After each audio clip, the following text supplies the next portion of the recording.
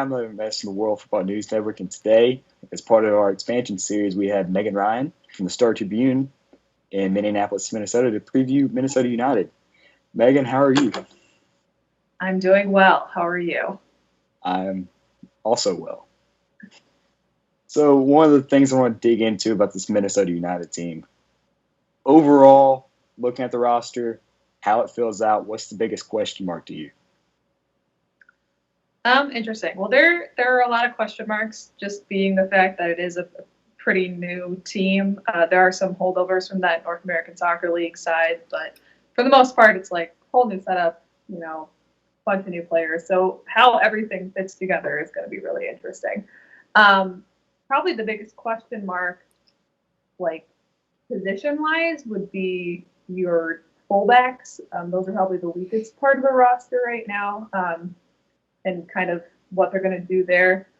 So it'll be interesting. I know at right back it's been Jermaine Taylor, who's an MLS veteran, and then Kevin Venegas, who was a holdover from that NASL side. So they've been kind of battling out for there. Left back looks like it's going to be Justin Davis, who's from the NASL side too. But obviously with NASL players, sometimes the transition is kind of unknown about how they're going to do. But yeah, it'll be interesting. And kind of with the system that Adrian Heath plays too, those fullbacks have to be pretty strong. So that's maybe like the part of the roster that I guess is the biggest question mark. But otherwise, like there's just a ton of attacking power, which is good. But I guess it kind of just depends on how that all fits together in the end and how those people all combine up there. So that'll all be interesting to see. It's kind of all a big unknown, They played a few preseason games, but I feel like once the season gets started, that's when you'll really see the areas that may need work or that might be doing really well. So with the addition to Adrian Heath you just mentioned, how's the team kind of revolved around him and what's his style?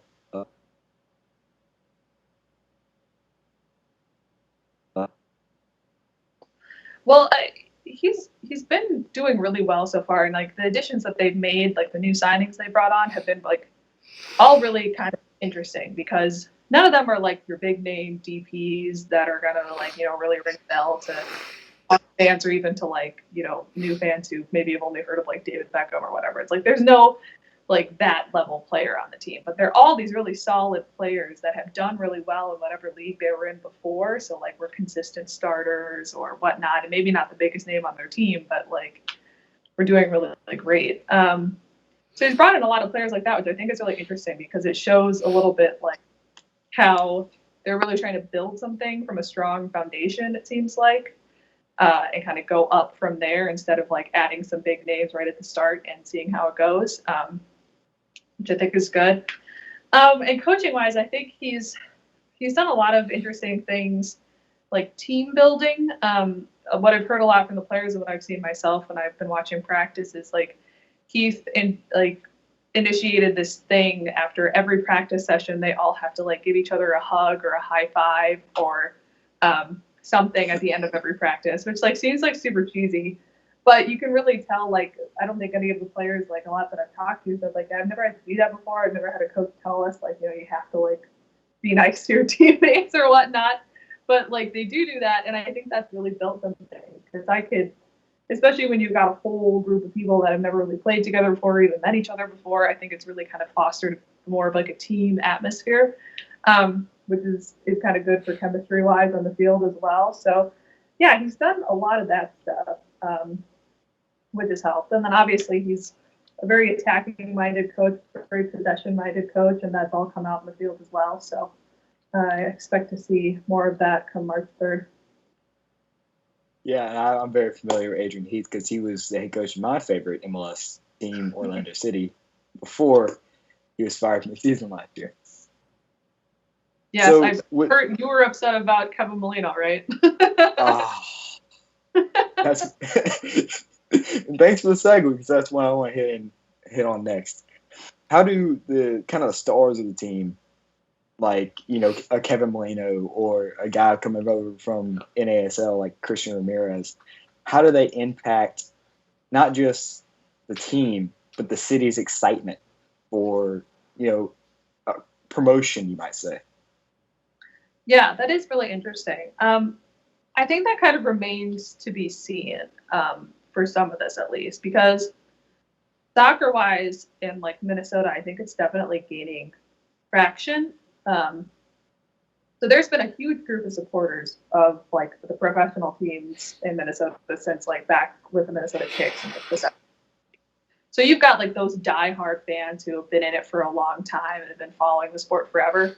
But I would say like the majority of people probably had no idea there was a professional soccer team in Minnesota ahead of like right now because they didn't really know about the Thunder or the Stars or the United when they're in or United, not the. I'm gonna get in trouble for that. Somebody's gonna yell at me on social media. Anyways, so United when they're in the NASL, and I think it's interesting because so you got that big section of fans who've been there for a long time, but a lot of people didn't know until now that there was a professional team. And so when you talk to people that have been following the team for a long time, they're really excited that there's some NASL holdovers. And there are quite a few, I guess, if you kind of look. I mean, teams have done it different ways, keeping old players on, whatnot. But United has kept on quite a few, actually. And I think that is exciting that people can see the old team becoming the new team. And there's kind of some semblance of transition there, which I think is good. So in that way, like the Christian Ramirez's, the Miguel Ibarra's, the Kevin Venegas, Justin Davis, Brett Coleman, all those guys. I think that that's exciting for people. When it comes to the other names like Kevin Molino, again, I think you have to have been somebody that like followed Major League Soccer to know like who Kevin Molino is, that he's a really good player, and that his transfer was like kind of a big deal for a lot of reasons, which is kind of interesting. I think that's probably where the disparity is, that a lot of the newer fans or fans that are just coming on for this Major League season probably have no idea like what kind of those things mean, and it's going to be a learning process. And unless it was like David Beckham or like Ronaldo like coming over, then they'd probably be like, oh yeah, big name. But until then, like they probably are still learning. So, but I know within the soccer community here, there's definitely excitement, and there's definitely people are like looking forward to seeing not only the old NASL players, but a lot of those new people that have come on and how they're going to do. So with the new Minnesota United coming to MLS, who do you think is their biggest rival? Do you think it's Atlanta coming in the same year, or do you think it's someone closer geographically? I mean, who do you expect to be their biggest rival? Yeah, that's interesting. That's another thing I guess like remains to be seen. I could make some like guesses. My immediate thought would be Sporting Kansas City. Only because they had like a big U.S. Open Cup situation for I think a few years, especially last year. And I think last year's game was pretty wild. Like Kansas City ended up winning in like extra time, but there was like a ton of yellow cards, and there maybe should have been a red card, and it was just like drama. And I think that has fueled a lot of like the fan base, at least, are really into that rivalry and kind of want to see that. So I think there's a little bit of history there, at least recently, that I think can come out. I could see like I don't know, maybe like old like other NASL teams or like old like expansion teams who like United used to play back in the day could come up, or like Chicago, just because Minnesota and Chicago are like sports rivalries in other sports. Maybe that'll come on. So yeah, I think it kind of depends. And like Atlanta, I think you're probably right with that too. Like just because there's been so much comparison with that expansion team, and expansion teams that come in the same year are always kind of inherently tied together. And especially Atlanta and Minnesota have been doing it very, very differently. So it'll be really interesting to see. So yeah, I definitely, those would be my top guesses, I would say. The Atlanta preview I did about a week ago, she said she disregarded Minnesota. Orlando's their biggest rival. So I don't know if there's some bad blood right there already. You want to go out and prove to Atlanta in week 2 that you blow them out 5-0, but just pass that on to the players. Yeah. Okay, I will. We'll for that fun week 2 matchup, I believe it's on ESPN. That's gonna be a fun game. So overall, what do you think of the kids? Do you think they're rivaling, some of the best in MLS? Do you think they're kind of like, yeah, okay. Oh, the kits, you said? Yeah, the kids, the new ones. The new ones. I mean, to me, like, as like a sports reporter, really all I care about is if I can read the numbers from the press box. So if I can see the numbers clearly, I'm pretty happy. And everything else is just kind of like, whatever. I think what I've heard with these kids is that, like, they entered the league a little late, like back in August, which didn't give Adidas like the amount of time they need to make a more custom kit. So these were kind of like your basic design, and that's what they got. So like the Loon Wing, which is like a big thing, I think, for their NASL kits, not on there and stuff like that. And that'll probably make an appearance in the next, like maybe next season or the season after. So they're kind of like, I guess, like more minimalistic, you could say now, but I don't know. I like minimalism. I'm kind of for it. I like gray, I like neutrals. So I think the away kits are actually pretty cool. I like those white ones. Oh, yeah. Those are the best. Yeah. So I don't know. I've heard like mixed reviews about them, but I feel like, as long as they're not playing the shirts be skins, it should be fine. People should be happy. So. So as we get closer to March 3rd, how's the atmosphere around the team? Is it gaining excitement that they get to play their first MLS game, or is it more cool, calm, and focused, trying to, stick it to Portland when they play? Interesting. I think they're excited, but I do also think that, like, every time I've talked to, like, Adrian Heath, at least, about, like, what's happened in the preseason games or what's been happening at practice, he's always mentioned how everything they do is building towards March 3rd. Like, every practice they have, every game they have, it doesn't matter what the result is. It's all just getting ready for that March 3rd game. So I think there is a lot of hype internally to come out strong in that game and to really make a statement.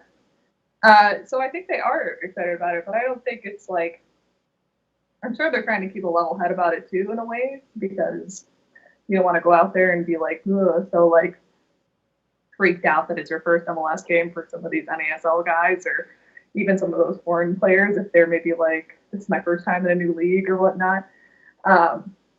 So yeah, I'm sure that there's kind of like a mixture of that, but it is an exciting time, and I'm sure they're kind of aware that it's not every day that franchises, start or franchises enter the top league, and that is kind of a historic thing for Minnesota too. So yeah, I think they probably have a healthy mix of both.